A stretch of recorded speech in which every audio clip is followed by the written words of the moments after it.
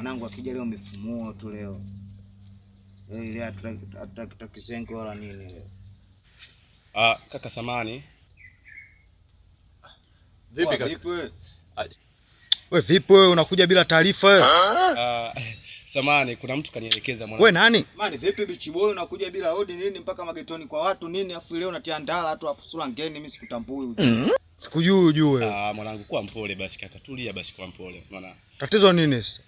Mimi mwanangu si vitu vile mwanangu, kuna mshikaji hapo kanielekeza mwanangu kwamba vinapatikana kwako mwanangu, ndio maana nimekuja kwa mwanetu mwanangu, tunaelewa tena zile. Mazingira gani mwanangu? Zigo gani blaza mimi sikutambui afu sikiliza sema mazingira ujue hapa hatuna, mimi nipo mtaani kwangu nimetulia ujue. Blaza kuna mtu kanielekeza hata kimoja tu mwanangu mimi. Sikiliza sasa. Mke mbovu hii hapa nashinda kuaminiana kama vipi, ngoja baridi nikufusema mazingira yako jichenge tusigandane gandane. Baridi ongea na simu yako sasa nikukabidhi mazingira yako jichenge tusigandane gandane hapa. Mtu mwenyewe nimeshafika kwenye tukio lenyewe, inaonekana jamaa mwenyewe ndio mwenyewe kabisa huyo. Nishafika kwa mtu mwenyewe na mwenyewe kabisa. Zingira tu yanaonekana. Na kutafuta. Mwenyewe kabisa. Sasa wewe unakimbia wapi?